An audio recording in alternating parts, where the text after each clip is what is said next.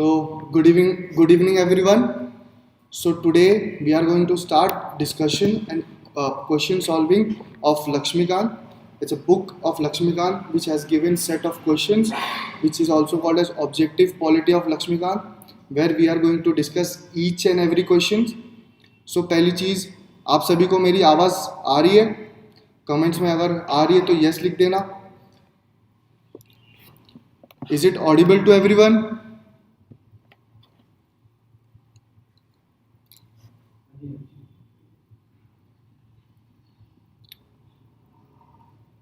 Is it audible to everyone?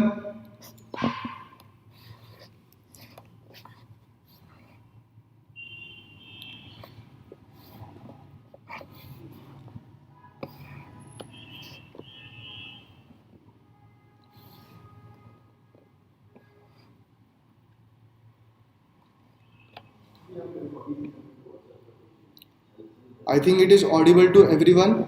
So let's start with the today's chapter, making of the Constitution. Okay. So let's see the first question of the making of the Constitution.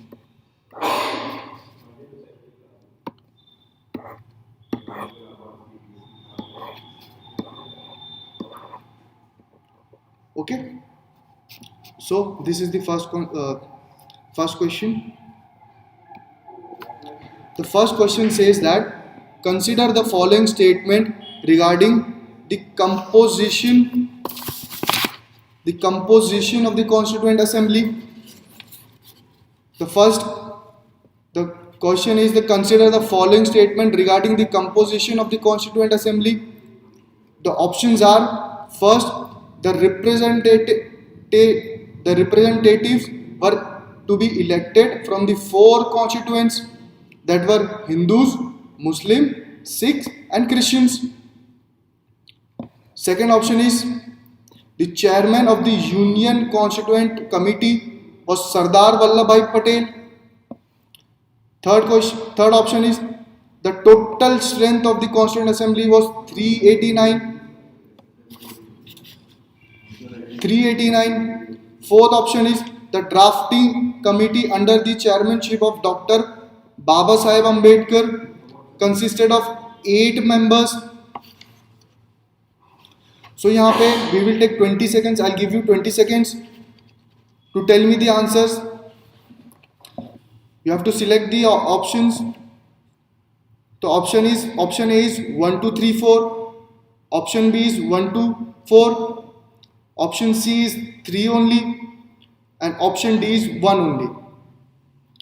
तो आप सबको क्या लगता है इसका answer क्या होगा? I'll give you 20 seconds as a time.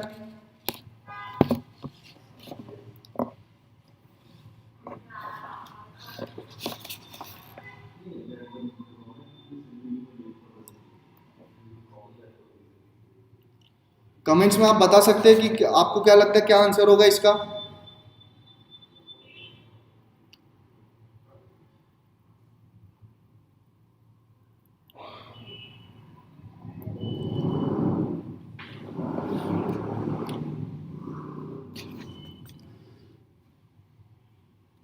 Okay, so let's discuss now. The first statement क्या बोल रहा है? The representatives were to be elected from the four constituent assembly, that is Hindus, Muslim, Sikh and Christians. So this statement is wrong. Why? Because the representatives were selected from Muslims plus Sikhs plus general में all others आ गए. Those who were excluded, तो Hindus and Christians both general में आ गए. But the answer is majorly from Muslims and Sikhs. General में Hindu Christians के अलावा दूसरे भी होंगे, वो भी आ गए. फिर second option direct straight forward है, फैक्चुअल है कि the chairman of the union constituent committee was Sardar Vallabh bhai Patel. तो this option is also wrong. इनके चेयरमैन कौन थे? चेयरमैन थे जवाहरलाल नेहरू. ओके, तो देखेंगे कि 1 और 2 से क्या हो रहा है. ऑप्शन ए एलिमिनेट हो रहा है, बी भी एलिमिनेट हो रहा है, और ऑप्शन जब पता चल गया कि option first is also wrong तो डी भी एलिमिनेट हो रहा है. अल्टीमेटली इसका आंसर क्या है? 3 ओनली। तो हमको फैक्ट्स में जाने की जरूरत भी नहीं पड़ी, बिकॉज ये नंबर याद रहना हर किसी के बस की बात नहीं है।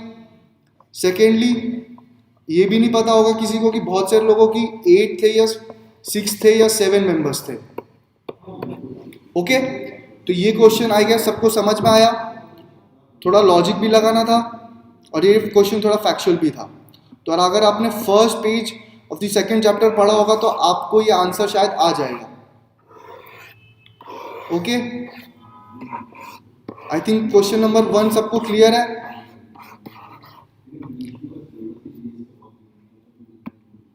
तो इसका आंसर है ओनली 3। फिर नेक्स्ट क्वेश्चन पे आएंगे। ओके, नेक्स्ट क्वेश्चन क्या बोल रहा है? Which of the following provision of the constitution of India were given immediate effect from the November 26, 1949। Okay, तो क्वेश्चन ध्यान से पढ़ लो एक बार। Which of the following provision of the constitution of India were given immediate effect from the November 26, 1949। ये भी एक फैक्चुअल क्वेश्चन है। तो इसके ऑप्शंस क्या है? First citizenship, second emergency provisions, third election commission elections, fourth federal system. और इसके हमको सिलेक्ट करना है which of the options are right. तो इसके ऑप्शंस है only first, option B 2 and 3, option C 1 and 4 and option D 1 and 3। तो आपको क्या लगता है इसका आंसर क्या होगा?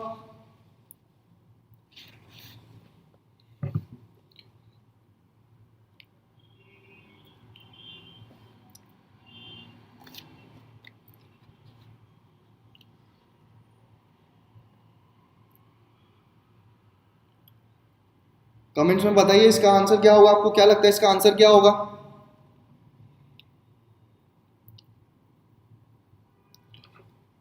ओके, ठीक है।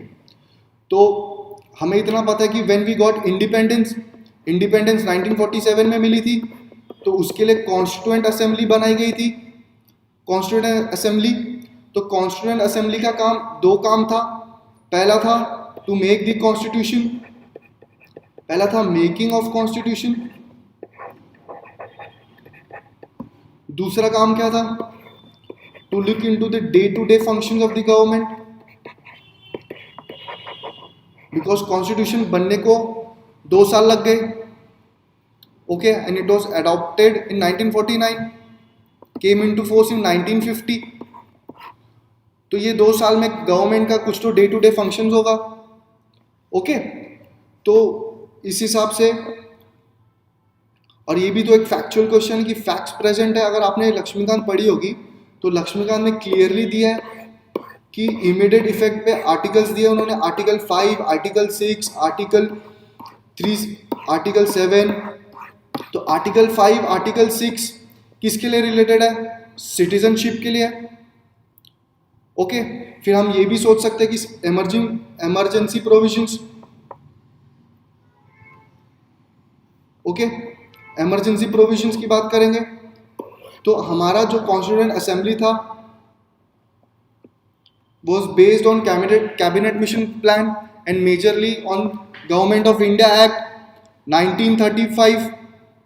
तो गवर्नमेंट ऑफ इंडिया एक्ट 1935 में इमरजेंसी प्रोविजंस नहीं थे। तो ऑब्वियसली बात है कि जब डे टू डे फंक्शनिंग की बात होगी तो इमरजेंसी प्रोविजंस तो होंगे नहीं। तो ऑप्शन टू वैसे ही एलिमिनेट हो जाएगा। इलेक्शंस का पता नहीं, शायद हो भी सकता है, शायद नहीं भी हो सकता है। अगर आपने पढ़ा होगा तो आप इलेक्शन मार दोगे, बट लेट्स अज्यूम कि हमें नहीं पता, इलेक्शन नहीं है। Okay, as an option let's put a question mark यहाँ पे। फिर फेडरल स्ट्रक्चर, तो as we were under the Britishers, okay, federal structure की बात हुई थी but we were not given.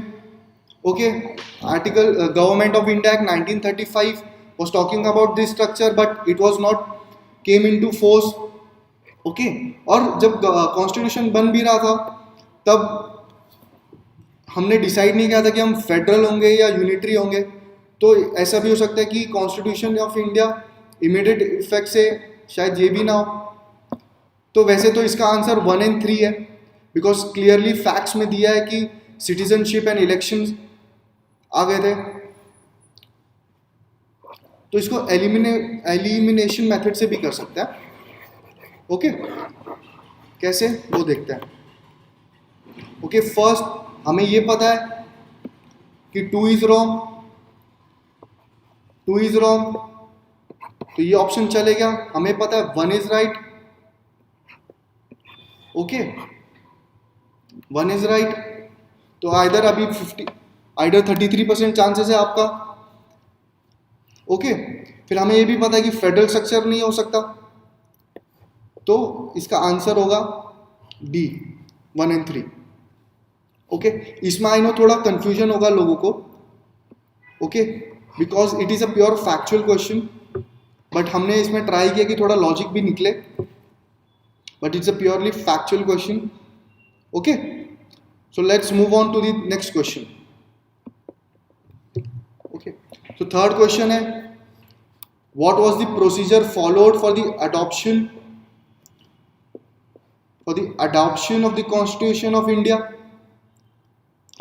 So what was the procedure followed for the adoption of the Constitution of India?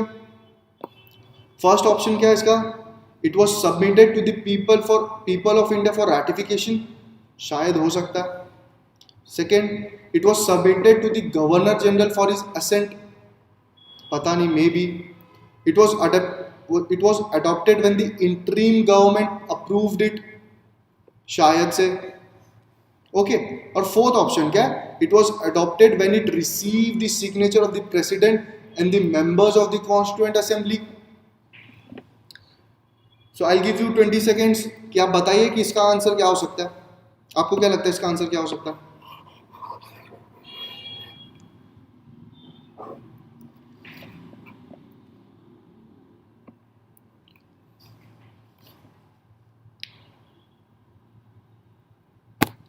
I think अगर 19 लोग देख रहे हैं तो कोई तो एक कमेंट्स में बता सकता है मेरे को कि इसका आंसर क्या होगा। किसी ना किसी ने लक्ष्मीकांत पढ़ी होगी।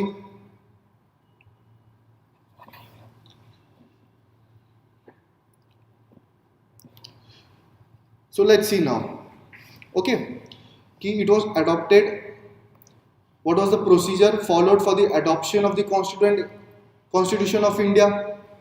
फर्स्ट हमें जानना है कि कॉन्स्टिट्यूएंट असेंबली ने अडॉप्ट किया था, तो ये एक फैक्ट है कि constituent assembly adopted the constitution. तो गवर्नर जनरल का असेंट नहीं लगेगा, इंटरिम गवर्नमेंट का भी असेंट नहीं लगेगा, because when cabinet mission plan आया था and cabinet mission plan proposed, it said फिर जब इंडियाज इंडिपेंडेंस एक्ट हुआ, India's independence act of 1947, it said the constituent assembly जो थी, it was made the full sovereign body बना दी गई थी, and it was given the full powers to make the constitution of India. उनके पास पूरी powers दी गई थी to make and decide the constitution of India and decide the relationship with the British. तो ऑब्वियसली बात है, इंटरिम गवर्नमेंट का अप्रूवल नहीं लेंगे। Secondly, governor, it was submitted to governor general for his assent, ये भी नहीं हो सकता। फिर क्या हो सकता है? People, submitted to the people of India for ratification, और it was adopted when it receive the signature of the president and members of the Constituent Assembly. Okay, तो यहाँ पे आपने थोड़ी सी हिस्ट्री पढ़ी होगी, थोड़ी सी लॉजिक पढ़ी होगी, थोड़ा सा भी एक आइडिया होगा कि इंडिया में पार्लियामेंट्री फॉर्म ऑफ गवर्नमेंट है। कोई भी बिल अगर पास होता है या बिल रिजेक्ट होता है, अगर बिल पास होता है तो उसका प्रेसिडेंट का असेंट लगता है। ओके, तो ये भी थोड़ा फैक्चुअल ही था। एक कॉमन अंडरस्टैंडिंग थी कि adoption of the constitution of India was adopted when it received the signature of the president and members of the Constituent Assembly. Okay, ये हो सकता है, यही आंसर है इसका, इसका आंसर है डी. तो आई गेस ये भी सबको क्लियर होगा. ओके, फिर फोर्थ क्वेश्चन देख लेते हैं. Which among the following was the chairman of the State Committee of the Constituent Assembly? States Committee of the Constituent Assembly. Okay, तो स्टेट कमेटी, ये भी थोड़ा, ये तो पूरा फैक्चुअल क्वेश्चन है. तो इसमें डॉक्टर बाबा साहेब अम्बेडकर, हमको पता है कि he was the chairman of drafting committee के चेयरमैन थे वो. ओके, तो ये ऑटोमेटिकली वो कैंसिल हो जाएगा. फिर doctor Rajendra Prasad was the president of the constituent assembly. Okay, फिर आइदर जवाहरलाल नेहरू और सरदार पटेल, ये दोनों में से कोई हो सकता है. ओके, तो क्या लगता है आपको ये आंसर? ये आपको थोड़ी सी भी नॉलेज होगी, इतना तो पता होगा कि doctor Baba Saheb Ambedkar was the chairman of the drafting committee of the constitution. तो बाबा साहेब अम्बेडकर तो वैसे चलेगा. आपके पास 3 ऑप्शन बचे. तो अब यहाँ पे लिखा है कि chairman of the state committee, तो शायद आपको लग रहा होगा सरदार पटेल होंगे, बिकॉज सरदार पटेल ने बहुत सारी स्टेट्स इंडिया में लाई थी. बट इसका आंसर है Jawaharlal Nehru. Jawaharlal Nehru was responsible for state and Sardar Patel was responsible the princely states. Okay, princely states. Okay, तो chairman of the state committee to the constituent assembly is Jawaharlal Nehru. Okay, तो ये लक्ष्मीकांत में डायरेक्टली दिया गया है. These are pure factual questions. Okay, आप पढ़ोगे लक्ष्मीकांत एक बार तो शायद आप एक बार देख लोगे तो भी आपको याद रह जाएगा. Okay, let's move on to the fifth question.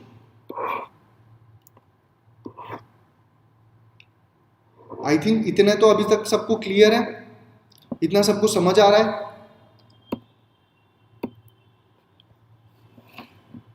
Okay, so fifth question, the Constitution of India was framed by the Constituent Assembly, was finally adopted and enacted on which date?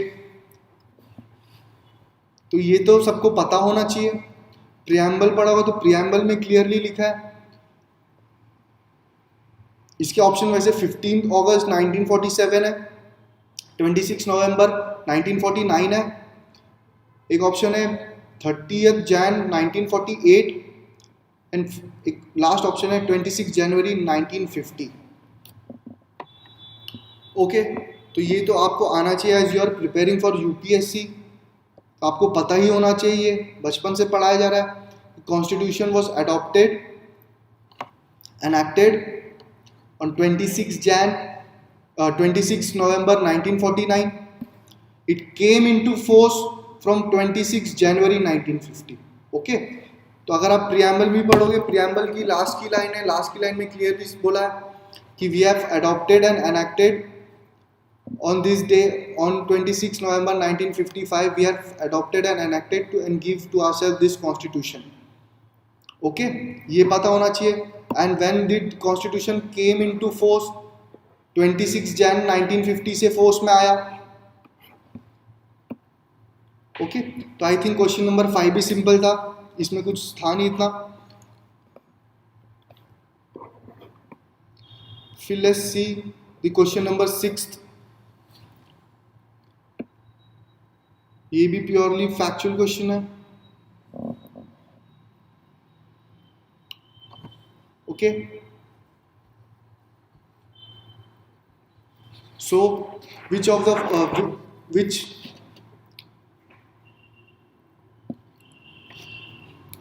match list 1 and 2 and select the correct answer using the code given below. Okay, तो यहाँ पे constituent assembly committees दी है. पहला पूछा है steering committees.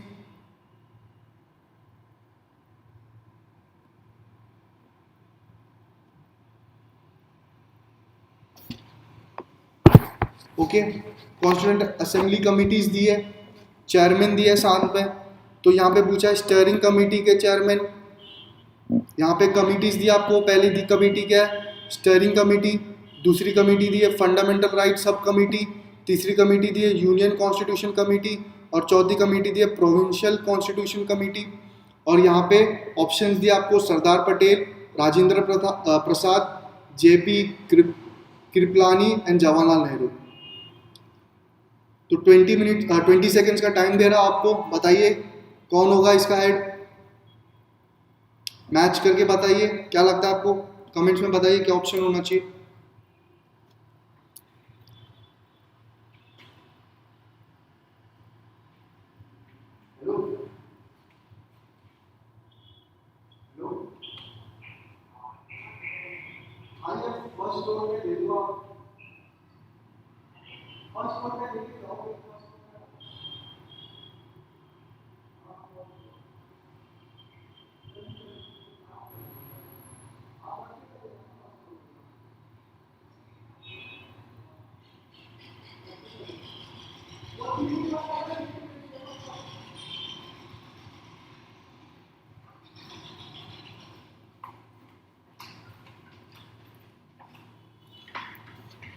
तो बताइए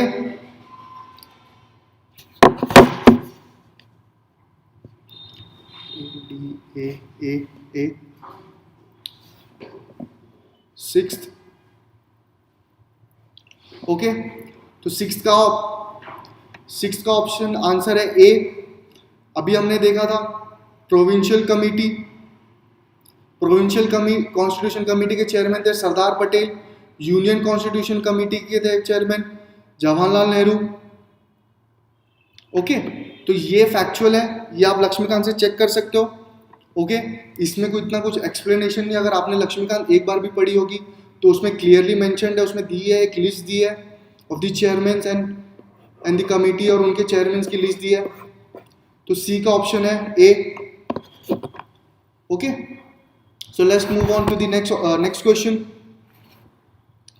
सी नहीं है, इसका आंसर ए है, सिक्स का आंसर ए है।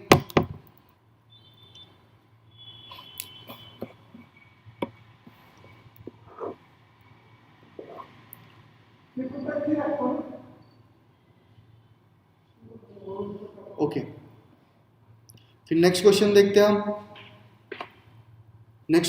हैं the members of the constituent assembly were first directly elected by the people, second nominated by governor general, C option elected by legislatures of various provinces and nominated by the rulers of the princely state. Okay, and third option, last option क्या है, nominated by the Congress and Muslim League, nominated by Congress and Muslim League। तो ये option तो आप पहले ही cancel कर सकते हो, बिकॉज आपको पता है मुस्लिम लीग कॉन्स्टिट्यूएंट असेंबली की पार्टी नहीं थी। Okay, it led to the formation partition of India, Pakistan बनाया इन्होंने, तो ये ऑप्शन तो वैसे ही एलिमिनेट हो जाएगा। ओके,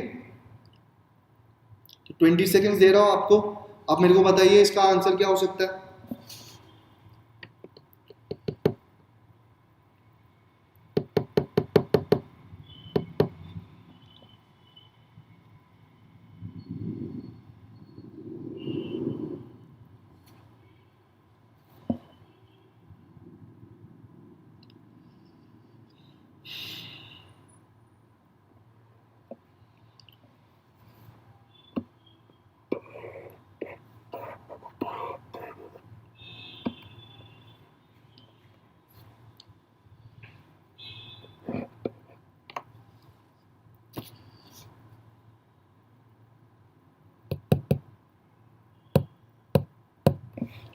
तो let's discuss now the members of constituent assembly. तो कॉन्स्टिट्यूएंट असेंबली कैसे फॉर्म हुई थी, कैबिनेट मिशन प्लान ने रेकमेंड किया था to form the constituent assembly. And it was based on the formation of ये गवर्नमेंट ऑफ इंडिया एक्ट 1935 के basis के पैटर्न पे 19 गवर्नमेंट ऑफ इंडिया एक्ट 1935 के पैटर्न पे असेंबली वाज सेटअप। ओके, तो गवर्नमेंट ऑफ इंडिया एक्ट 1935 कैसी थी, कुछ आइडिया है आपको?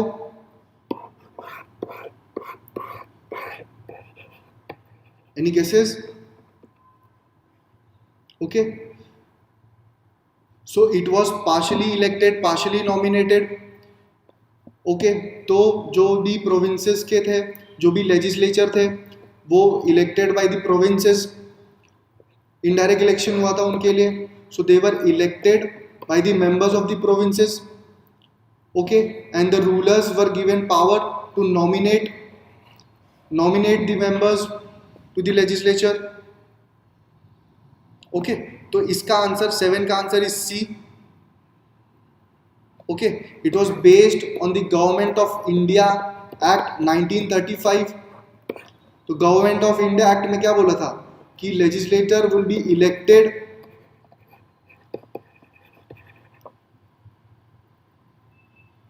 by the members of the provinces and princely state will nominate their members. So 7, the members of the constituent assembly were elected by the legislature of various provinces and nominated by the rulers of the princely state. Okay, D तो आपको पहले ही पता होगा, नहीं होगा, directly elected by the people. तो direct elections बहुत कम हुए ही नहीं थे। Okay, all over India direct elections नहीं हुए थे, इनडायरेक्ट इलेक्शंस हुए थे फॉर द लेजिस्लेचर। ओके, तो आई थिंक 7 भी सबको क्लियर होगा, 7 का भी आई गेस सबको क्लियर है। ठीक है, तो नेक्स्ट इसमें देख लेते हैं।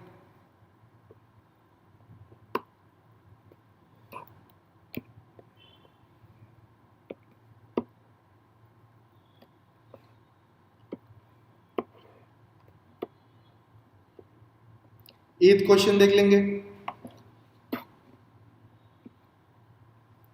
Eighth question, who among the following was the constitutional advisor to the constituent assembly? अब यहाँ पे डायरेक्ट फैक्चुअल क्वेश्चन पूछा है, who among the following was the constitutional advisor to the constituent assembly? तो फर्स्ट है डॉक्टर बाबा साहेब अम्बेडकर, फिर second है KM. Munshi, सी है सर बी.एन. राव और डी है कृष्णाचारी, टी.टी. कृष्णमाचारी। क्या लगता है आपको इसका आंसर क्या होगा? Who was the adviser? इतना तो आप श्योर होंगे कि constitutional adviser to the constituent assembly doctor Baba Saheb Ambedkar तो नहीं होंगे। तो आपको सर बी.एन. राव, के मुंशी और टी.टी. कृष्णमाचारी से सिलेक्ट करना है।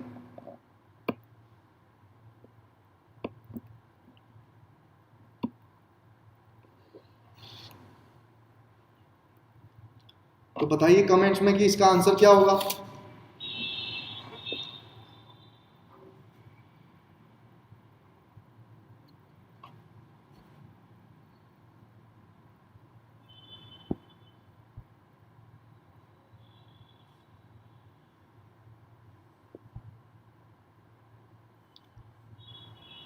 बताइए इसका कमेंट्स में आंसर क्या होगा।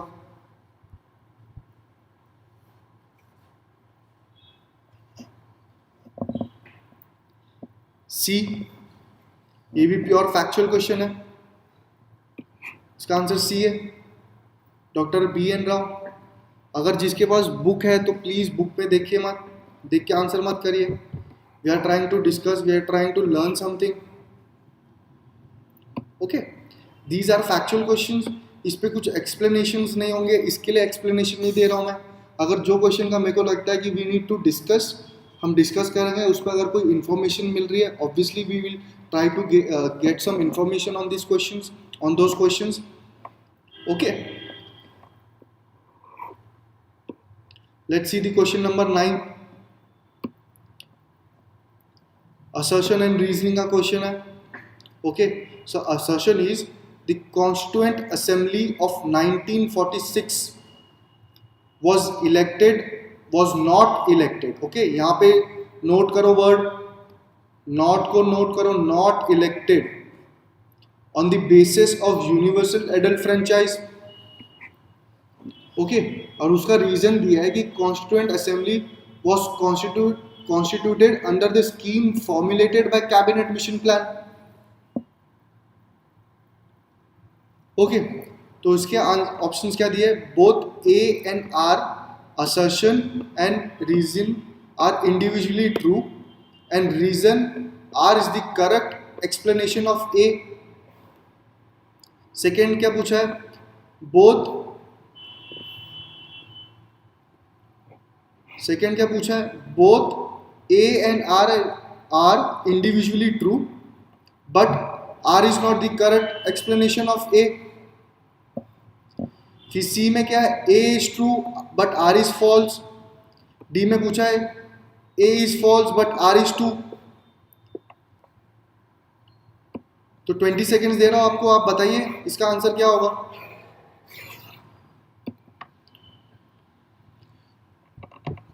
ओके, तो कुछ ने बोला है D A D. Okay, D and D A D बोल रहे हैं। कुछ बोल रहे हैं कि both A and R individually true and R is the correct explanation of A. और कुछ बोल रहे हैं A is false but R is true. was not, assertion क्या है? was not elected on the basis of universal franchise, was not। okay, majorly सबका answer D है। सो let's see this question, let's discuss this question. तो पहले क्या पूछा है? पहले हमको यहाँ पे जानना है कि कॉन्स्टिट्यूएंट असेंबली के बारे में जानना है। तो कॉन्स्टिट्यूएंट असेंबली क्या थी?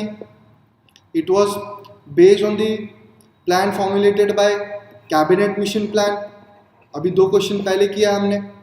ओके, कैबिनेट मिशन प्लान ने क्या बोला था? It is based on Government of India act के पैटर्न में होगी। सो हमने ये भी देखा कि constituent assembly was partly elected. एक मिनट। सो हमने ये भी देखा कि it was partly elected plus it was partly nominated।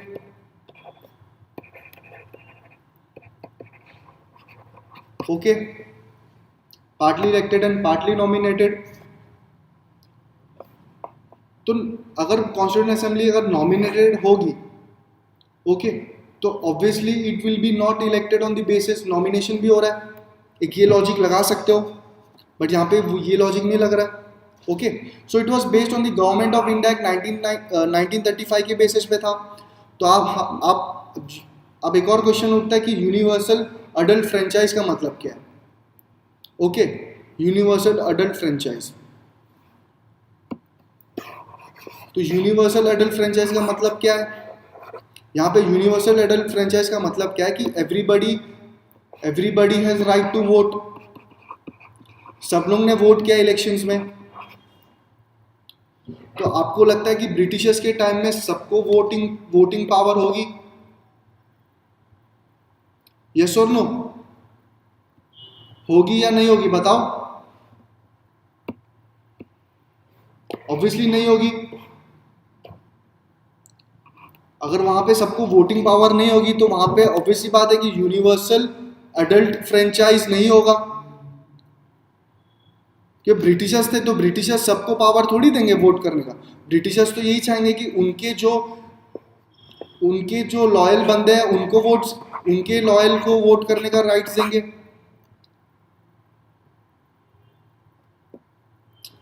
Universal adult franchise universal adult franchise का मतलब क्या है कि everybody has right to vote, मतलब men also have, women also have, upper section, upper class of the people also have, lower class of the people also have, उनको भी right होगा right to vote का. But आपको लगता है कि Britishers हैं वो सबको वोट करने का अधिकार देंगे क्या? आपको ये लग रहा है क्या? कमेंट्स बताइए, आपको लग रहा है कि ब्रिटिशर्स सबको वोट करने का राइट्स देंगे?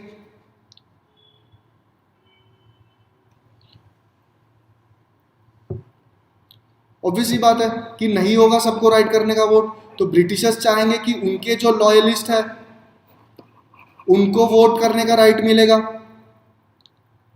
उनको ही वो जो ब्रिटिश गवर्नमेंट को लॉयल होगा उसको ही उन लोग परमिशन देंगे टू वोट.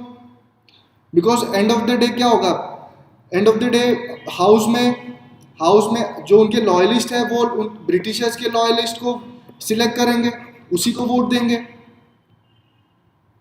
ओके और वैसे भी वहाँ के टाइम पे गवर्नमेंट ऑफ इंडिया एक्ट 1935 के टाइम पे only 10% of the entire India को था right to vote. No sir, Aman Kaur no sir क्यों बोल रहे हो आप?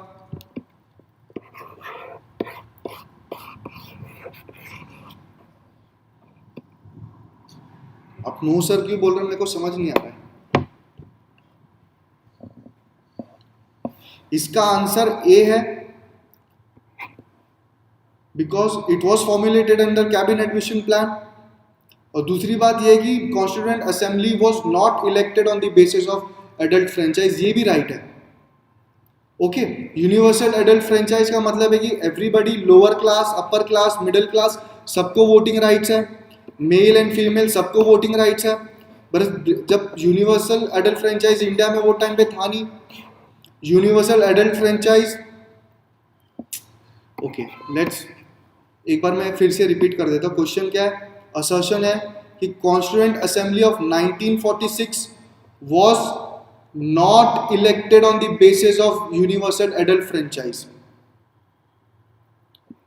The Constituent Assembly of 1946 was not elected on the basis of universal adult franchise. Assertion है.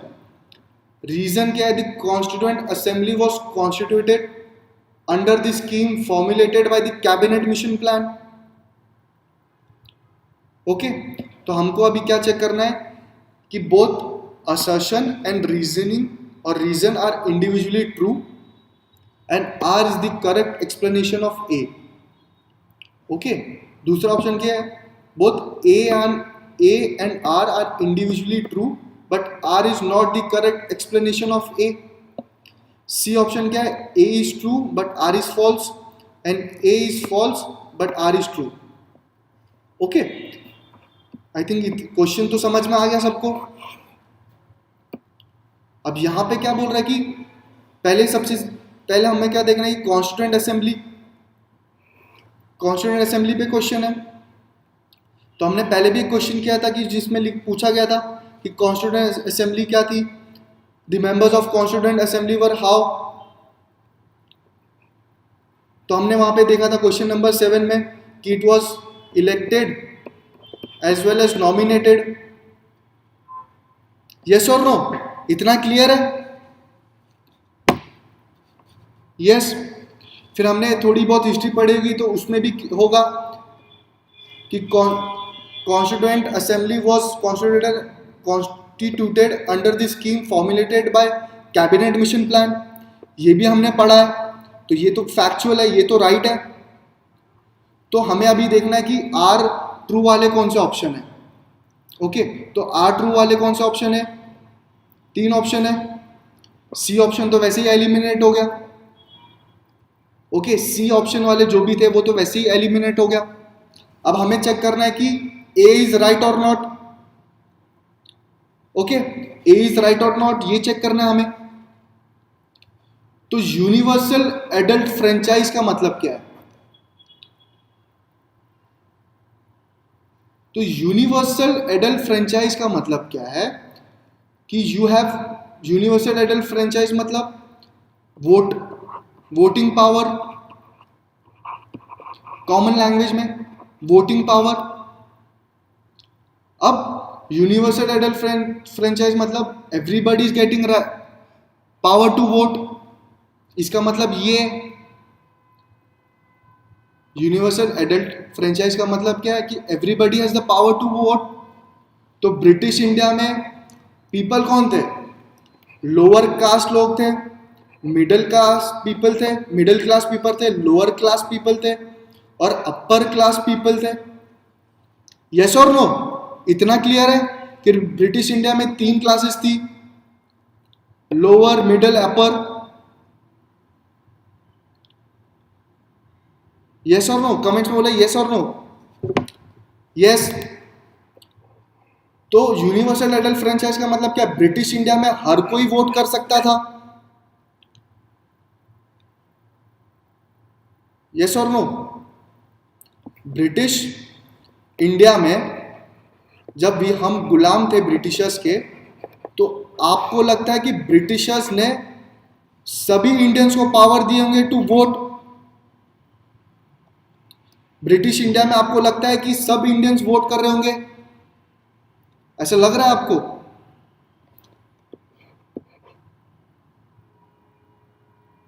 कमेंट्स में बताइए यस और नो।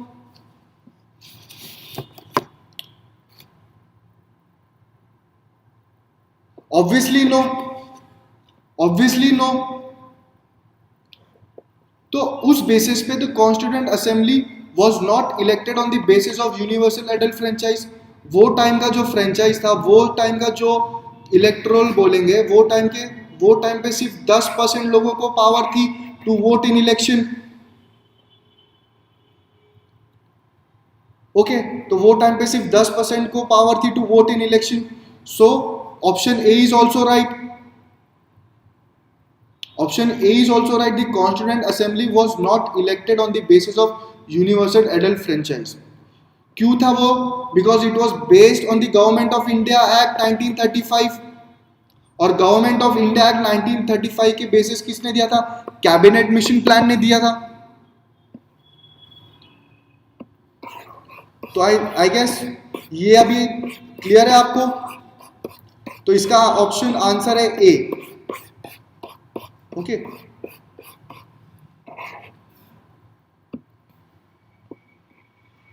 इसका आंसर है A.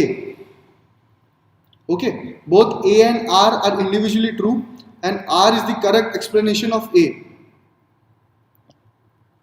Okay, so let's move on to the next question.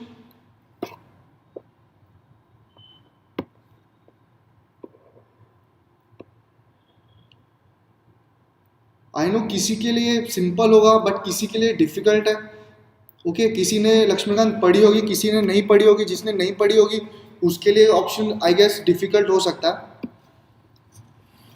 I no कुछ लोग बोल भी होंगे क्या पका रहा है ये, बट मुझे सबके बारे में सोचना पड़ेगा बिकॉज कोई कोई होंगे जिनके पास रिसोर्सेज अवेलेबल नहीं होंगे।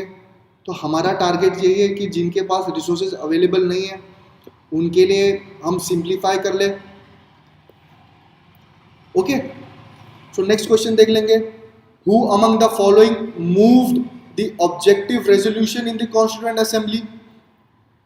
Option A B N Rau, option B B R Ambedkar, option C Jawaharlal Nehru and option D Rajendra Prasad. So आपको क्या लगता है इसका आंसर क्या होगा? This is also purely factual question. आपने थोड़ा बहुत भी पढ़ा होगा, लक्ष्मीकांत पढ़ी होगी, सेकंड चैप्टर के फर्स्ट पेज पे ही लिखा है। तो स्ट्रेट फॉरवर्ड इसका आंसर है Jawaharlal Nehru. Okay, objective resolution future में it turn into preamble. Okay, objective resolution was the basis for the preamble. Okay, तो ये भी याद रख सकते हो, जब प्रीएम्बल डिस्कस करेंगे तो शायद ऑब्जेक्टिव रेजोल्यूशन पे क्वेश्चन आ जाए। Let's see the last question in this chapter. ये भी प्योर फैक्चुअल क्वेश्चन है। Consider the following statement. Doctor Sachchidanand Sinha was elected as the provincial president of the Constituent Assembly. Okay. Second था H.C. Mukherjee was elected as the vice president of the Constituent Assembly. यहाँ पे गौर करने की बात है कि provincial president पूछा है. Okay, provincial president, temporary president. तो which of the following statements are right? A only, first only two, both 1 and 2, and D neither 1 neither 2. Okay, तो बताइए इसका आंसर क्या होगा? प्योर फैक्चुअल क्वेश्चन है ये. दिख की मार्क आ जाना चाहिए आपको. Yes Pinky Yadav, you are right. आपके 11 में से I guess 11 questions are right. So means you are on the right track. So 11 का आंसर है C. ओके, तो आई गेस ये चैप्टर में से हमने डिस्कस कर लिया पूरे क्वेश्चंस. सबको क्लियर है? Okay, now let's see the salient feature of constitution. ये चैप्टर देखता है इन.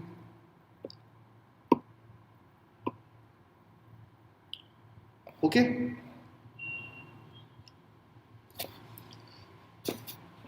salient features of the constitution के क्वेश्चंस देखेंगे अभी. The first question,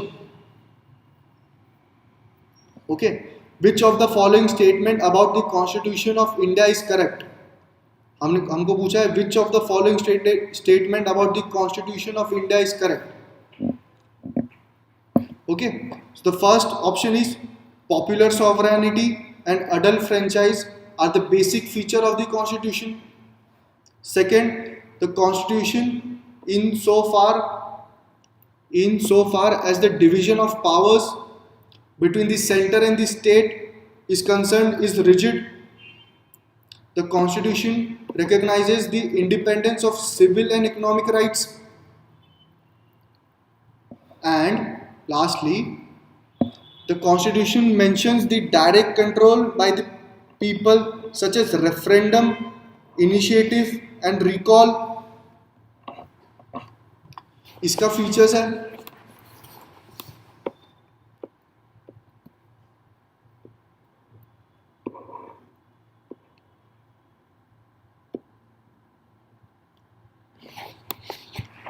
ओके,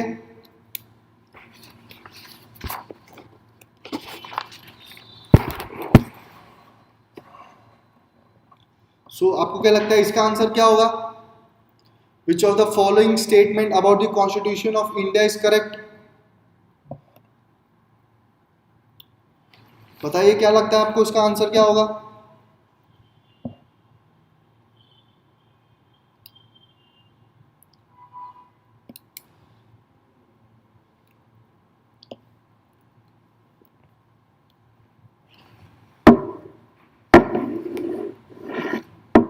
किसी ने ए बोला, ए ओनली.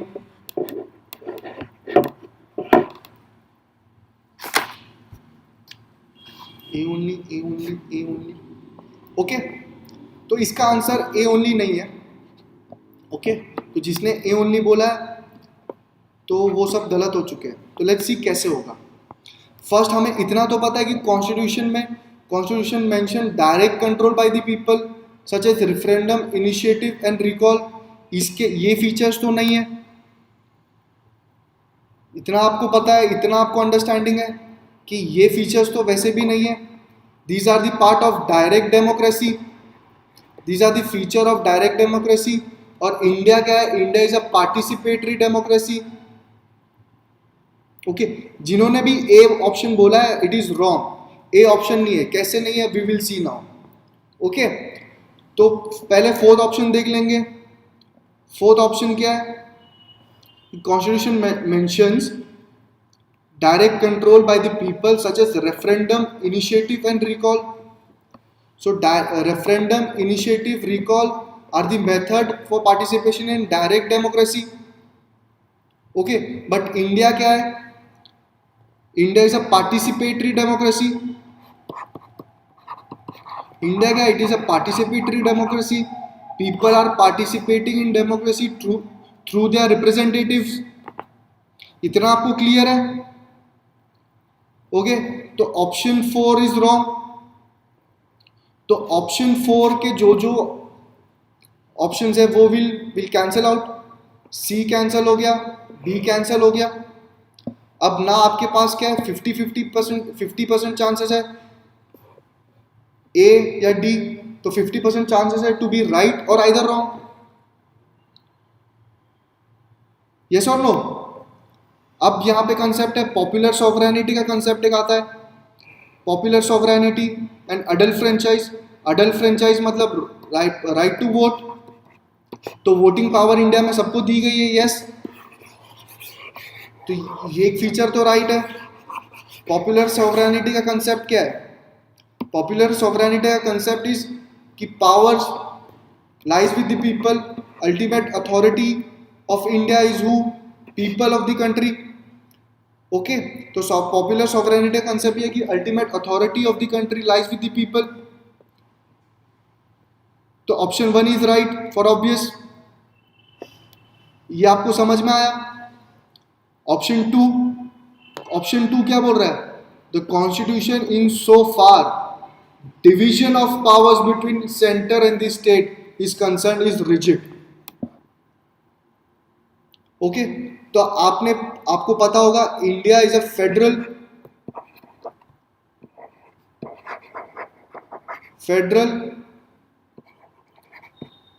कॉन्स्टिट्यूशन है, बट यूनिटरी इन स्पिरिट है।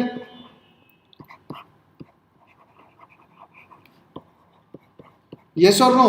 इतना पता है सबको? इसका आइडिया है? ओके, तो हम देखेंगे अब federal, how is federal constitution rigid, वो डिस्कस करेंगे। Okay, so India is a dual polity, India is a federal constitution. तो फेडरल है, तो फेडरल सिस्टम में क्या होगा? Centre and state will be equal to each other,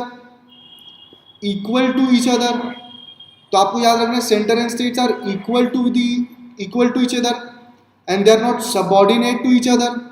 तो centre and state are working as an equal, they are not subordinate, so there will be division of powers between them। तो there will be centre की power होगी, state की power होगी। Okay,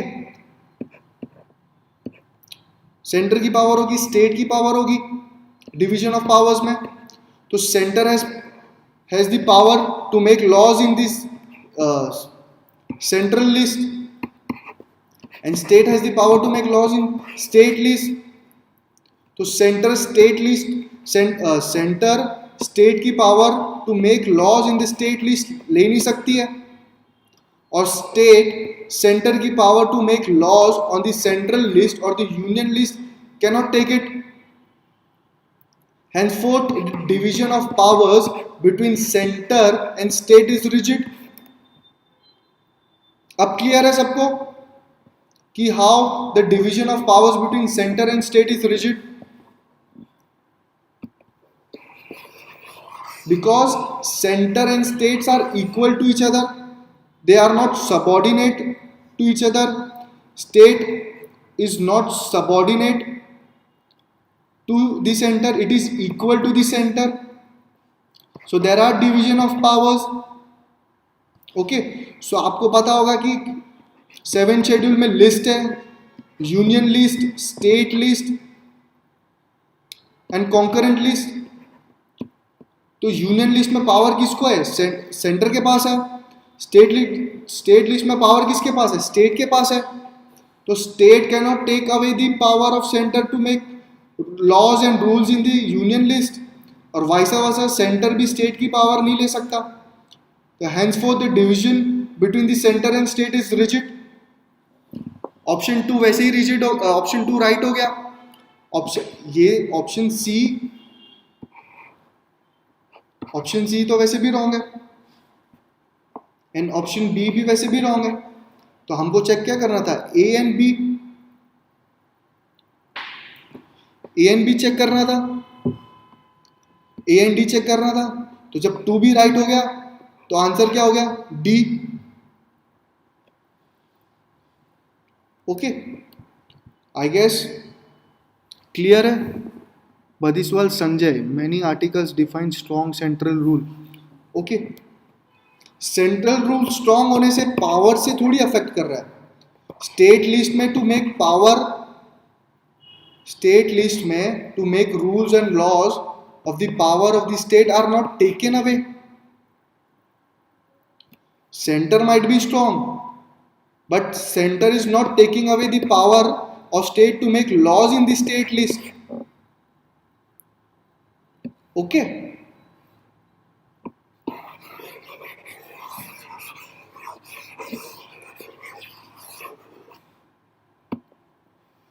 Okay.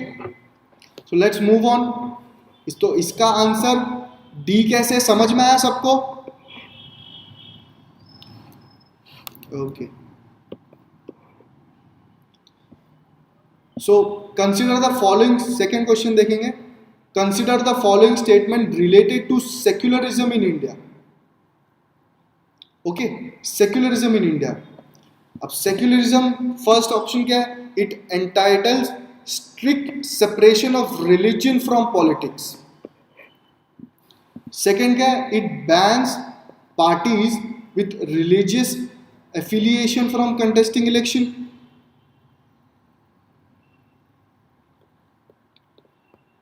Okay, next क्या है? एक minute Sanjay, एक minute में एक्सप्लेन करता हूं, पहले ये क्वेश्चन देख लेंगे एक बार.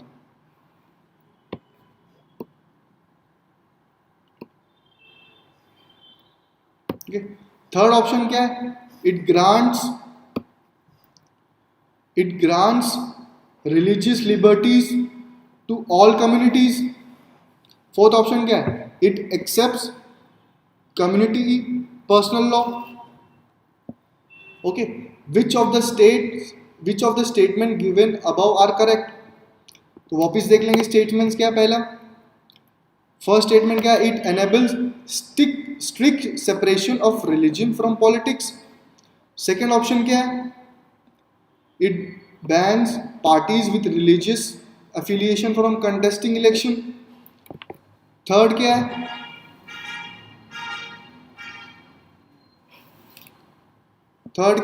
It grant religious liberty to all communities. Fourth क्या है? It accepts community personal law.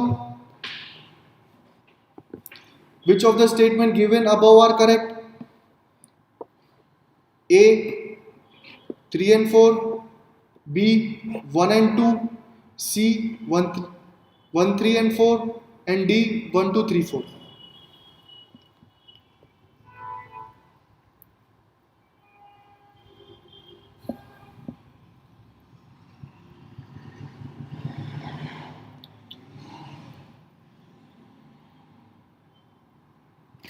Twenty seconds, बताइए क्या लगता है आपको?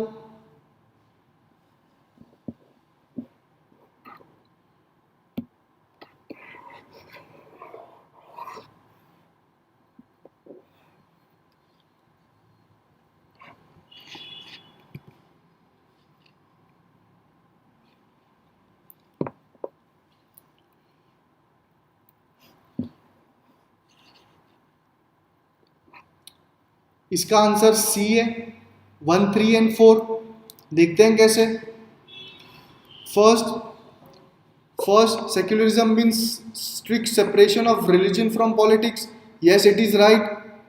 ओके, अगर आपको वेस्टर्न सेक्युलरिज्म का कुछ एक आइडिया होगा, वेस्टर्न सेक्युलरिज्म का आइडिया होगा, there is a strict separation of religion from politics. तो इंडिया में भी है, there is a strict separation of religion from politics.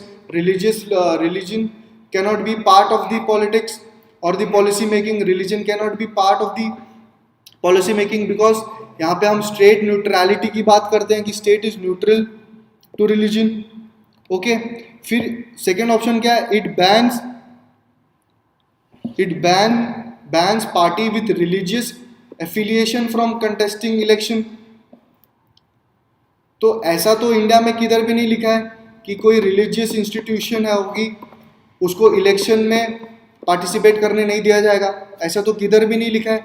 Everybody is allowed to contest election, everybody is allowed to participate in election.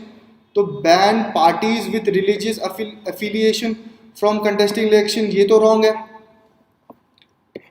Okay ये statement wrong है, ऐसा कुछ नहीं है. बजरंग दल, हिंदू महासभा और तुम्हारा Vishwa Hindu Parishad has fought elections in UP. Example दे रहा हूं विश्व हिंदू परिषद का. Okay and it has ties now with BJP as well. So okay, so BJP has a religious affiliation with organizations like Bajrang Dal, Vishwa Hindu Parishad also. So they are not banned. तो ये statement वैसे ही wrong हो गया. तो जो all बोल रहे थे, जैसे तो 2 ऑप्शन वाले, ये रॉन्ग हो गया ऑप्शन आपका. ऑल तो वैसे भी नहीं है, फर्स्ट इज राइट. तो आंसर ऑटोमेटिकली क्या हो जाएगा इसका? सी. आई गेस ये क्लियर है सबको अभी. इसका आंसर सी कैसे है कि एनीबडी कैन कंटेस्ट इलेक्शन.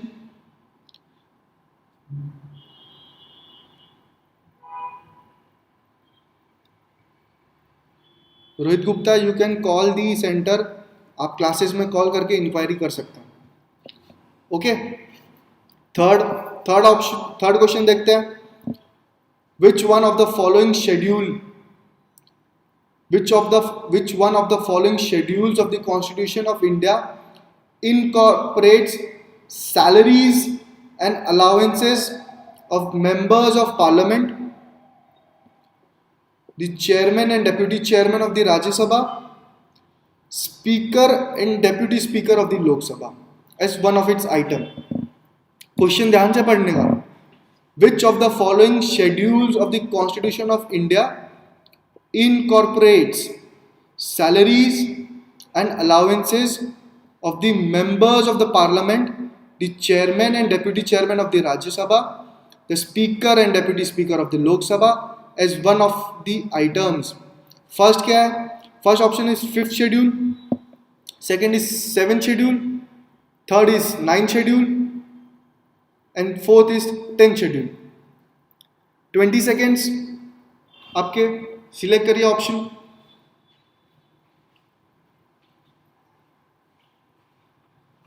आपको जानना होगा तो चलेगा, कोई अगर आपको जानना होगा तो चलेगा.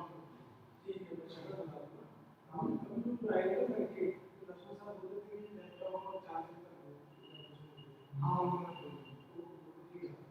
ठीक है. हां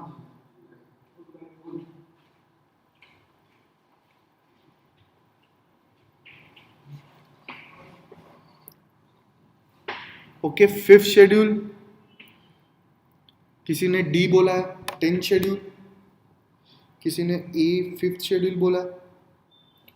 ओके, तो लेट्स सी. किसी को ऐसा लग रहा है 7th शेड्यूल होना चाहिए. 7th शेड्यूल होना चाहिए. None of the above option ही नहीं है. ओके, तो शेड्यूल है तो इंडिया में टोटल 12 शेड्यूल्स है. इतना तो पता होगा, इंडिया में 12 शेड्यूल है. First schedule contains names of the state. Second schedule में salaries and allowances of president, governor. Third में क्या है? ओथ्स है. फोर्थ शेड्यूल में क्या है? फोर्थ शेड्यूल में तुम्हारे सीट्स इन राज्यसभा. 5th में शेड्यूल एरियाज. 6th में schedule areas of Assam, Meghalaya. Okay. 7th में तुम्हारे लिस्ट है, 3 लिस्ट है. Central, state, concurrent. 8th language है. 9th वैसे तो अभी कैंसिल हो गया, बट उसमें क्या है कि laws, you can put laws in protection of laws from judicial review 9th है। 10th है तुम्हारा एंटी डिफेक्शन लॉ।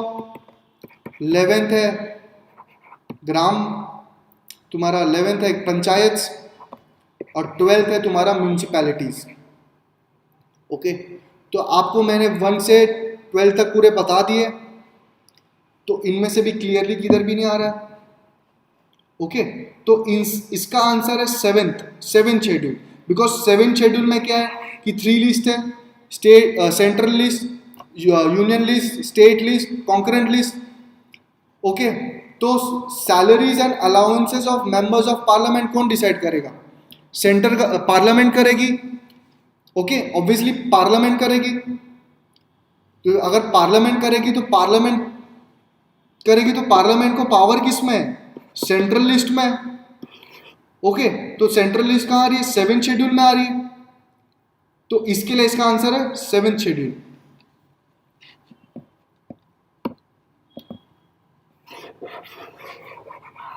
क्लियर है कि इसका आंसर 7th शेड्यूल कैसे है और नन ऑफ द अबव कैसे नहीं है?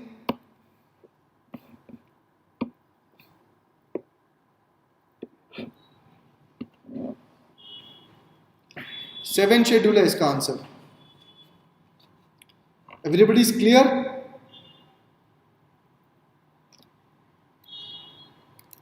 Yes, so let's move on to the next question.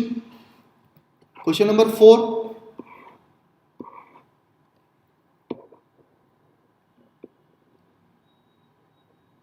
Okay, question number क्या बोल रहा है? Match list 1 and 2 and select the correct answer using the code given below। Okay, तो यहाँ पे सब्जेक्ट्स दिए है, यहाँ पे part of the constitution of India दिया है।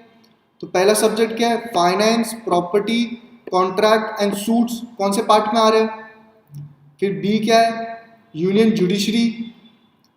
सी क्या है? Executive of the state. And D क्या है? Relation between union and the state.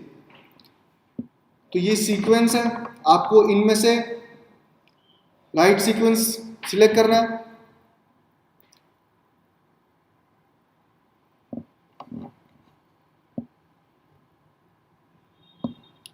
Okay,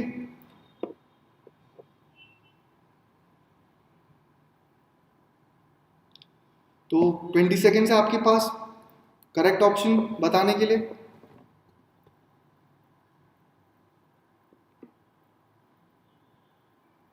ये प्योरली फैक्चुअल क्वेश्चन है। ओके, पार्ट्स दिए हैं, आपको डायरेक्टली बताना है। ओके,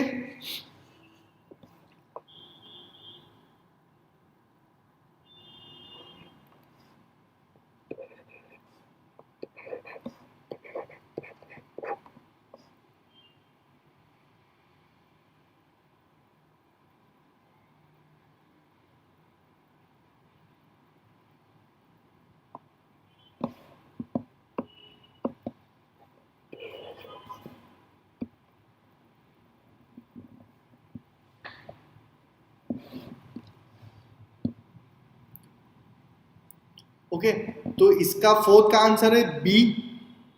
इसका फोर्थ का आंसर है बी। प्योर फैक्चुअल क्वेश्चन है, आपको पार्ट्स पता होना चाहिए कौन से पार्ट में क्या है। For example part 3 of the constitution में क्या है? पार्ट 3 ऑफ द कॉन्स्टिट्यूशन में क्या है? आपके इंपॉर्टेंट चीज सबसे फंडामेंटल राइट्स, ये आपको कैसे भी पता होना चाहिए। ओके, तो इसका ऑप्शन आंसर बी है। ओके, कैसे B? It's a purely factual question, इसमें कोई एक्सप्लेनेशन और डिस्कशन बनता नहीं है। Okay, so let's move on to the fifth question.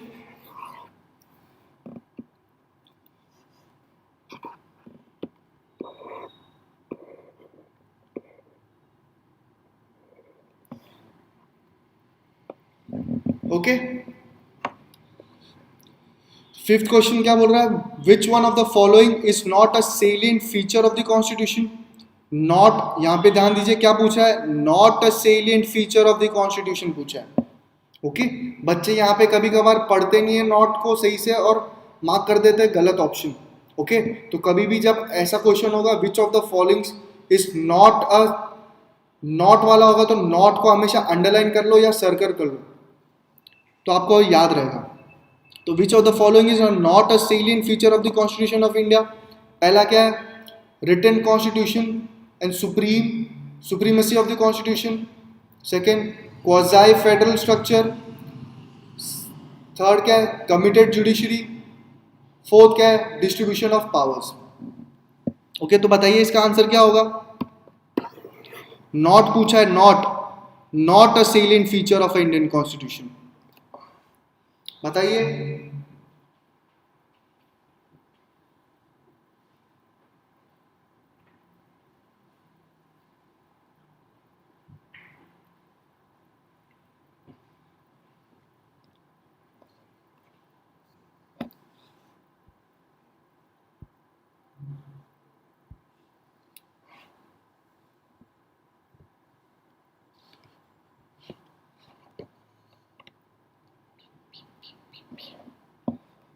Okay, बहुत से बच्चे बोल रहे हैं बी। ओके, तो let's see the feature of Indian constitution, salient features of the Indian constitution. Okay, तो क्वाजाई फेडरल स्ट्रक्चर पे सब लोग ने बोल रहा है कि क्वाजाई फेडरल है, बट इसका आंसर मैं आपको बताता हूँ। बहुत सारे जिन्होंने भी बी बोला है, दे आर रॉन्ग। ओके, सबसे पहली चीज, कॉन्स्टिट्यूशन का फीचर क्या है? It is a federal with unitary बायस। तो हमें फेडरल के फीचर पता होना चाहिए। फेडरल के पीछे की फीचर्स क्या है? Centre and state are equal to each other. Okay, they work as hand from shoulder to shoulder, they are equal to each other, so there is a division of powers between them. Okay, फिर पहला क्या है? It is a written constitution. Yes, it is a written constitution and it is a supreme constitution, तो ये तो feature है ही उसका। Okay, distribution of powers भी है। ओके, और सबसे इंपॉर्टेंट फीचर क्या है? इंडिपेंडेंट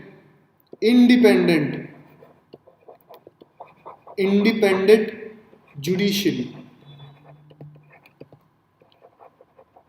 इंडिपेंडेंट जुडिशरी, और यहां पे ऑप्शन क्या दिया है? Committed judiciary.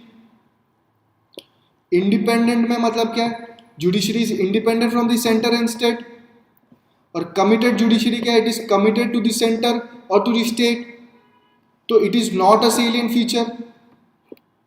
अब लोग पूछेंगे कि सर बी क्यों नहीं है? ओके, बी क्यों नहीं है?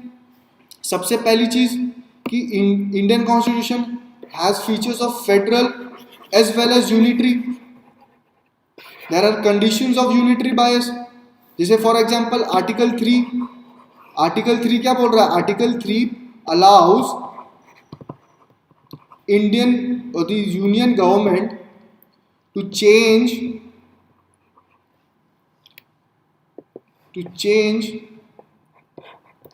the name, boundary of a state without, okay, तो इंडियन कॉन्स्टिट्यूशन में क्या है कि centre can change the boundary और the name of the state without excepting the recommendations of the state. Okay, तो ये फीचर में क्या हो रहा है? It is acting as a unitary also. तो इंडियन कॉन्स्टिट्यूशन को ऐसा भी बोला जाता है कि it is federal with unitary bias. तब हर बार ऐसा तो नहीं बोल सकते है ना, because it is a new type, because world में कॉन्स्टिट्यूशन आर आइदर फेडरल और either unitary, but India is what?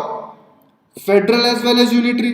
तो उसके लिए नया वर्ड दिया है फेडरल, सुई जेनेरिस का भी बोलते हैं और क्वाजाई फेडरल भी बोलते हैं।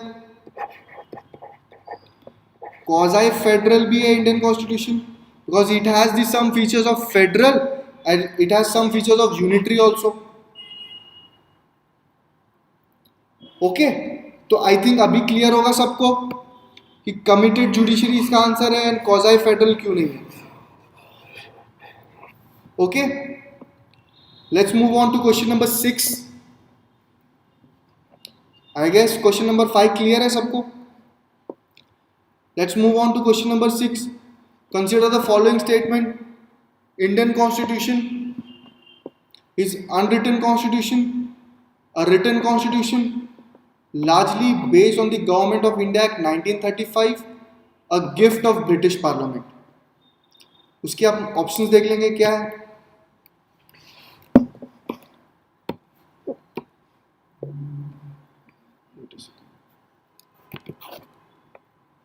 ऑप्शन देखना.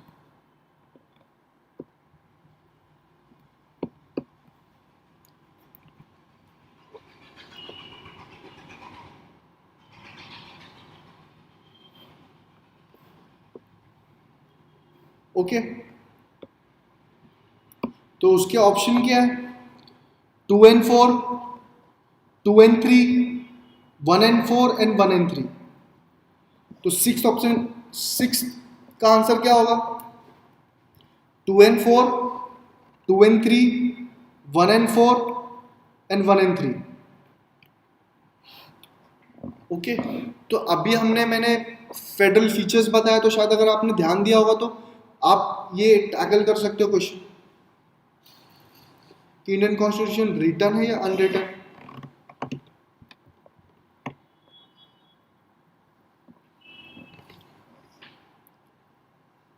ओके, सो बहुत लोग बी बोल रहे हैं. बी, तो B is the right answer. कैसे है?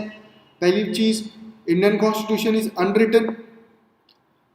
ये तो गलत है statement, because it is a written constitution और it is largely based on Government of India act 1935. ये भी ट्रू है. तो 2 and 3 are right. A gift of British parliament, क्या ब्रिटिश पार्लियामेंट ने हमको इंडियन कॉन्स्टिट्यूशन से गिफ्ट दिया है क्या? नहीं, ऑब्वियसली नहीं. सो ये भी ऑप्शन रॉन्ग है. तो वैसे ही 2 and 3 आर राइट. तो सी इसका आंसर, जो भी इसका आंसर क्या है? B, 2 and 3. तो बी, 2 and 3. यस, जिसने भी बोला है 2 and 3. So let's see 7th question. 7. The second schedule of the Constitution of India does not contain the provision as to who among the following. The second schedule of the Constitution of India does not contain the provision as to who among the following. Okay?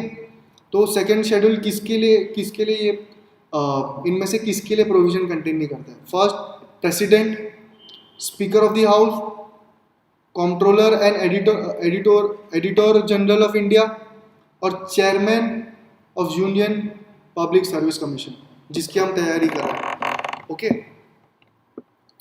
One of it types. Okay, तो इसका answer भी आपको पता होना चाहिए. Seventh का second schedule में किसके लिए प्रोविजंस है?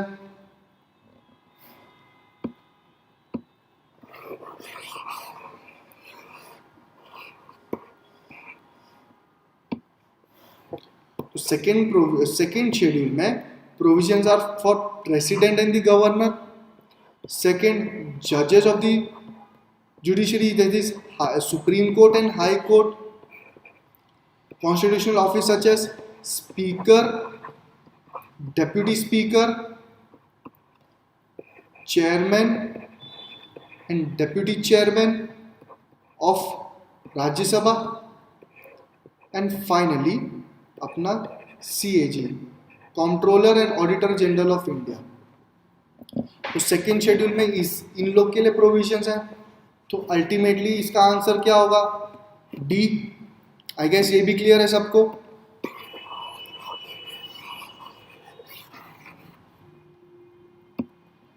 Okay, match list 1 with list 2 and select the correct answer using the code given below. Okay, अब वापस मैचिंग का क्वेश्चन आ गया. एक provision of constitution of India और यहाँ पे सोर्सेज दिया है. तो इमरजेंसी प्रोविजन, फंडामेंटल राइट्स,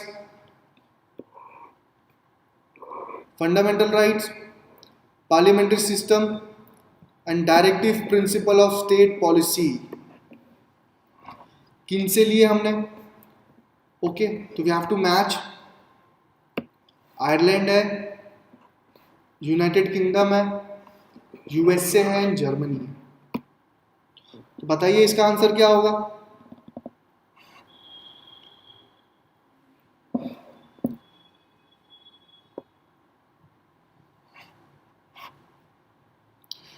थोड़ा लॉजिक लगाओगे तो इसका आंसर अपने आप आ जाएगा। तो बताइए इसका आंसर क्या होगा।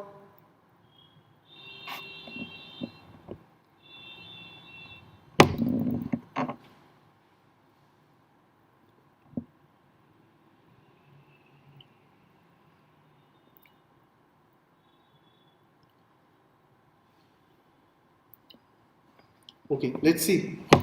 तो फंडामेंटल राइट्स हमने किससे लिए? यूनाइटेड स्टेट से लिए।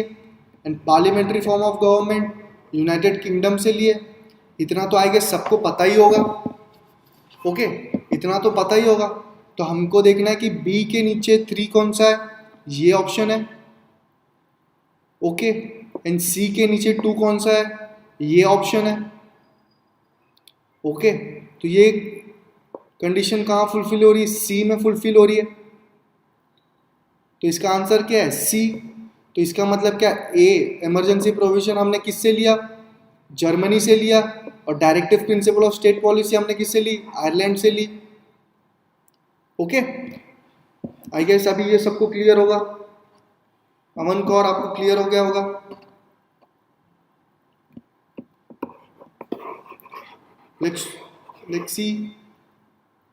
let's see 9th question now. Which one of the following pairs is not correctly matched? वापिस मैचिंग का एक आ गया। अब यहाँ पे क्या दिया है? हमको देखना है कि कौन सा ऑप्शन करेक्टली मैच नहीं है। Languages are in 8th schedule. Forms of oath and affirmation in 2nd schedule. Allocation of seat in the Council of State 4th schedule, and provision of disqualification on ground of defection 10th schedule. अभी मैंने 2 question पहले आपको पूरे schedules बता दिए थे, 1 2 3 4 5 6 7 पूरे। तो ये भी आपको आ जाना चाहिए। ओके, ये भी आपको आ जाना चाहिए। तो इसका आंसर है बी। बी कैसे है? क्योंकि हमने अभी क्वेश्चन देखा, 2nd शेड्यूल का क्वेश्चन देखा यहाँ पे। एक मिनट, 2nd शेड्यूल का अभी क्वेश्चन देखा हमने यहाँ पे।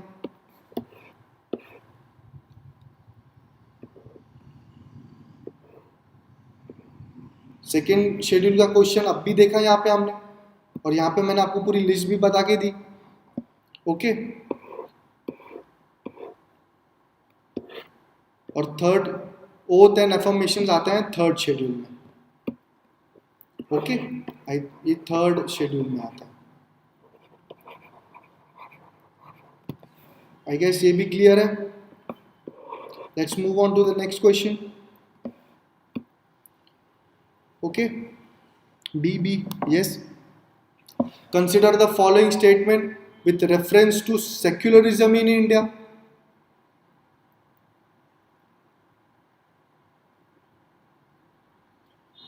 Consider the following statement with reference to secularism in India. Secularism means that state has no recognized religion in this religion of state. Second, secularism means that state treats all religion equally. Secularism means that state regulates the relation of man with the God. Statesmen क्या दिए गए? 1 and 2, 1 2 3, 1 and 2, 2 and 3 and 1 and 3. तो बताइए, 20 seconds दे रहा हूं आपको, बताइए इसका क्या आंसर होना चाहिए।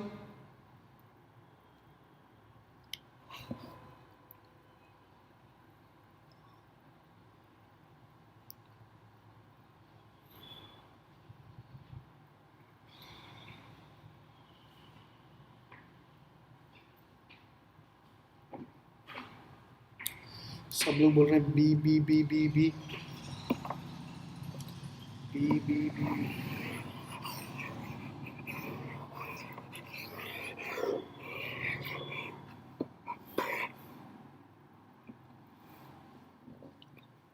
B. So let's see now. First option क्या बोल रहा है? Secularism means the state has no recognized religion of state. Yes, it is right. Secularism means that state treats all religion equally. Yes, it is right. Secularism means that state regulates the relation of man with God. इस पे थोड़ा हमको doubt होगा because India में नहीं है ये provision. Okay, India में क्या है कि इंडिया में आर्टिकल 25 आपको राइट्स दे रहा है to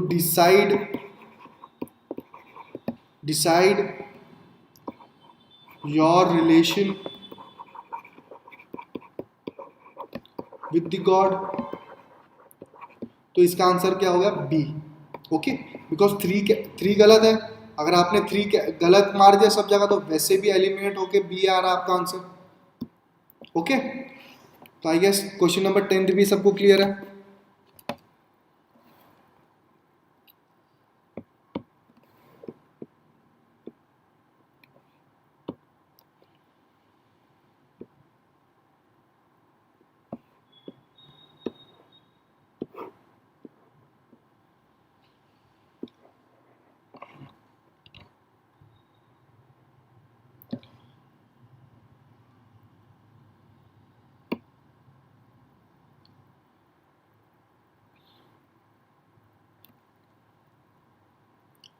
so now question number 11 देखते हैं.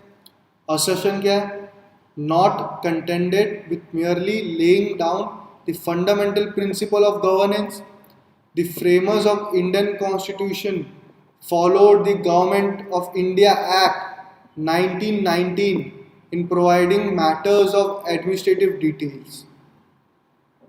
ओके, तो ये आपको आंसर या इस स्टेटमेंट पढ़ के ही आपको पता लग जाना चाहिए कि government of India act 1919 follow किया था क्या कॉन्स्टिट्यूएंट असेंबली ने? ये हमें पहले पढ़ के पता चल जाना चाहिए. फिर सेकेंड रीजन क्या है? The framer of Indian constitution had the apprehension that in the prevailing condition of the country at that time constitution might be subverted unless the form of administration was also included. तो शायद हमको ये पता ना हो. Okay, तो ये हमको पता ना हो. अभी हमको कोड्स क्या है? Both A and R are individually true. R is the correct explanation of A. Both A and R are individually true, but R is not the correct explanation of A. A is true but R is false, and D, A is false but R is true. तो 20 seconds. अब बताइए इसका answer क्या होगा? बताइए.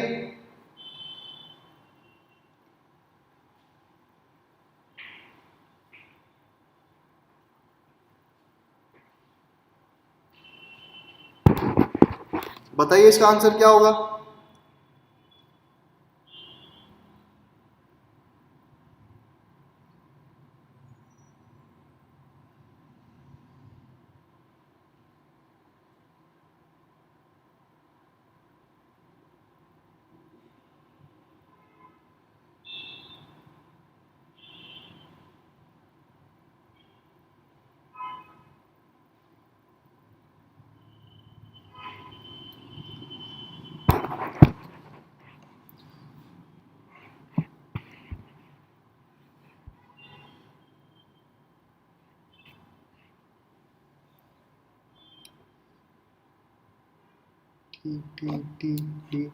Yes.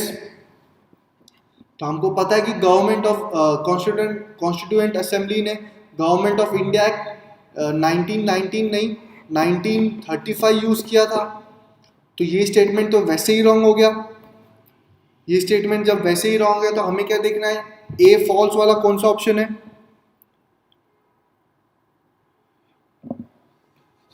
ए false वाला कौन सा ऑप्शन है? तो ए फॉल्स वाला एक ही ऑप्शन है, इसका आंसर है डी.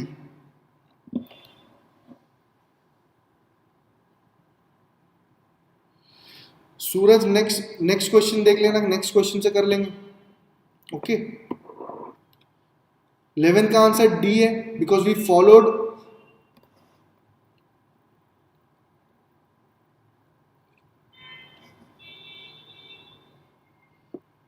एडमिनिस्ट्रेटिव की डिटेल्स की बात की जा रही है, okay, not reason, not directive principle of state policy. Okay, आप बोल रहे हो कि directive principle of state policy was taken from the yes Ireland, not from 1919 also, ये भी एक लॉजिक लग सकता है। ओके, तो ए इज फॉल्स, तो ए फॉल्स हो रहा है तो ultimately A B C is getting wrong. Okay, तो इसका आंसर डी है। 12 देख लेंगे। Which one of the following statement correctly describe the seventh schedule of the Constitution of India? Okay, which one of the following statement correctly describe the seventh schedule of the Constitution of India? First, A क्या है? It contains the language recognized in the Constitution.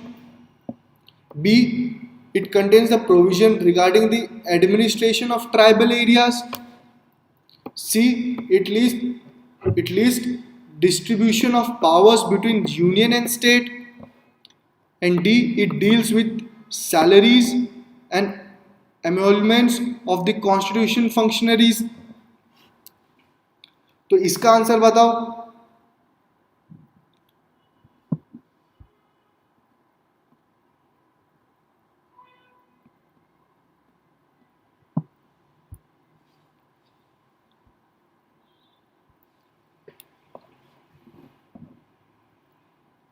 Okay, तो आपको बताया पूरे 12th बताया था मैंने आपको, तो इसका आंसर क्या होगा? सी। ओके, आई थिंक इसमें सबको सब क्लियर है सबको। Let's see the 13th।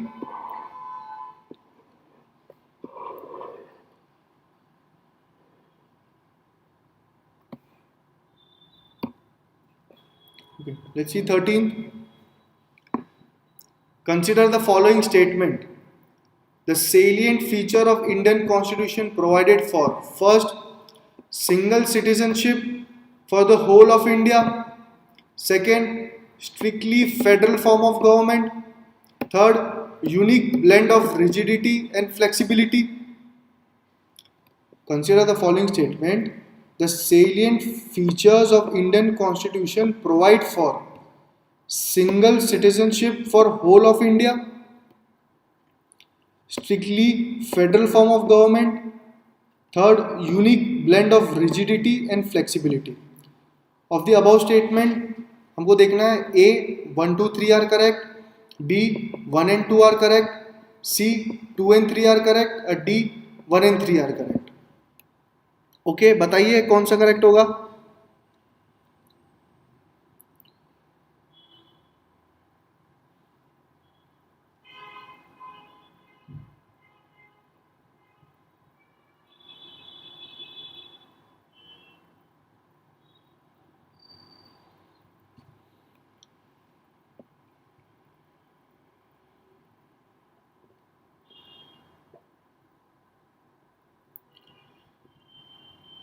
Okay, तो इसका आंसर क्या है? इसका आंसर डी है।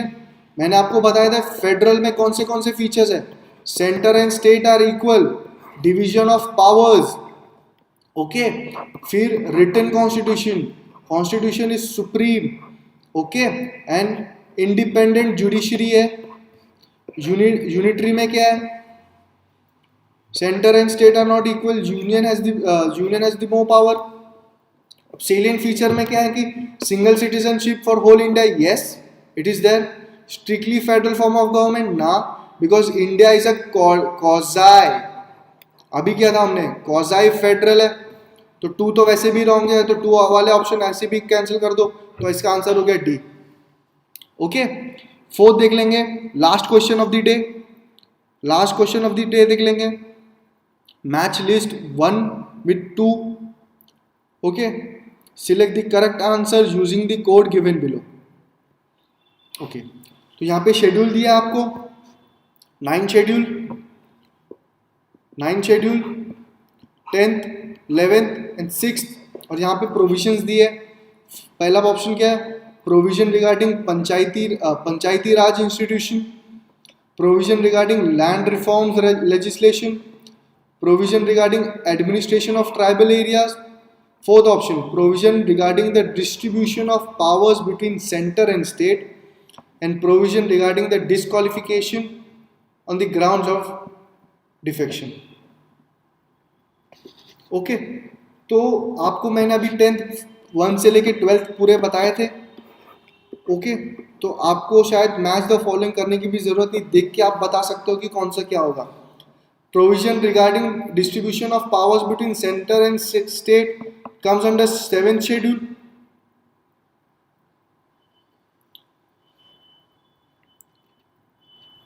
वेट अमोल पहले ये कर ले, 14th कर ले, 14th कर लेते हैं फिर देखते हैं इसके ऑप्शंस क्या है.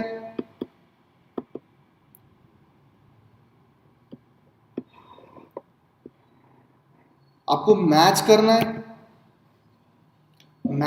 है इसको, तो आप मेरे को कमेंट्स में ऑर्डर बता दो. फॉर एग्जांपल 1 2 3 4 है या 3 2 1 है या वैसा आप बता दो ऐसा. और कमेंट्स में बताओ कि 1 2 3 4 होगा या 2 3 4 5 होगा या 4 3 2 1 होगा. ओके कमेंट्स में बताओ कि 9 शेड्यूल क्या है, 10 शेड्यूल क्या है, 11 शेड्यूल क्या है. मैच करना है अपने को 9 शेड्यूल में क्या आता है. ओके ये देखना है.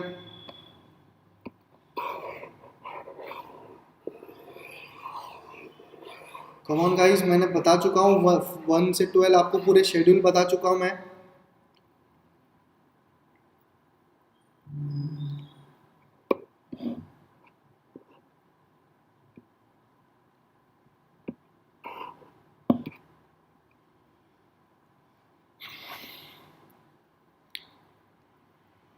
ओके तो लेट्स सी नाउ. अभी यहाँ पे प्रोविजंस है तो हम ऐसे ही देखेंगे, की देखने की जरूरत नहीं है. Okay the provision regarding the distribution of powers between centre and the state कौन से इसमें आएगा, 7th में आएगा. तो अल्टीमेटली 4th ऑप्शन तो चलेगा हमारा. अभी हमको क्या देखना है 9 शेड्यूल में क्या आता है. 9 शेड्यूल में देखा था कि laws which are protected under judicial review. तो फॉर एग्जाम्पल यहाँ पे छोड़ देते हैं. 10 शेड्यूल क्या है, 10 schedule talks about anti defection law, disqualification on the grounds of defection. तो 10 शेड्यूल का ऑप्शन क्या होगा, 10 शेड्यूल का ऑप्शन क्या होगा, 5 होगा. 11 शेड्यूल का ऑप्शन क्या होगा, 11 शेड्यूल किसकी बात कर रहा है, पंचायती राज की, 1 होगा.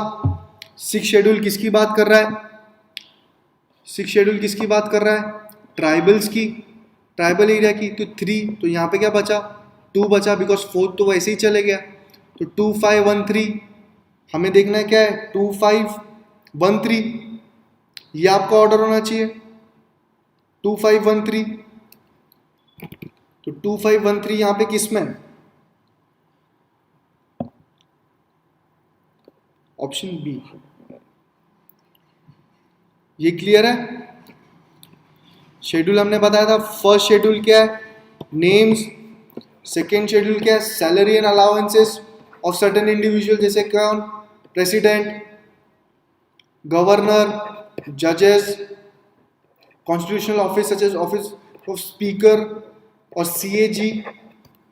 थर्ड शेड्यूल क्या है, oath and affirmations. Fourth schedule क्या है, अलोकेशन ऑफ सीट्स. फिफ्थ क्या थी, administration of schedule areas. Sixth is administration of tribal area. Seventh is list, that is division of powers. Eighth is language. Ninth are laws which are protected under protected from judicial review. 10th क्या है, anti defection है. 11th क्या है, पंचायती राज. और 12th क्या है, municipalities. Okay तो ये शेड्यूल हमने कर लिया यहाँ पे.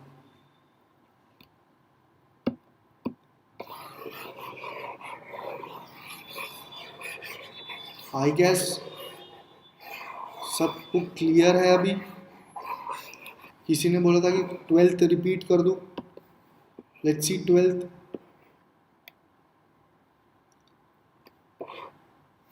अगर अभी 12th बोल रहा हूँ, अभी अगर आपने शेड्यूल देख लिया होगा तो शायद आपको 12th भी आ गया होगा। 12th में क्या बोला है?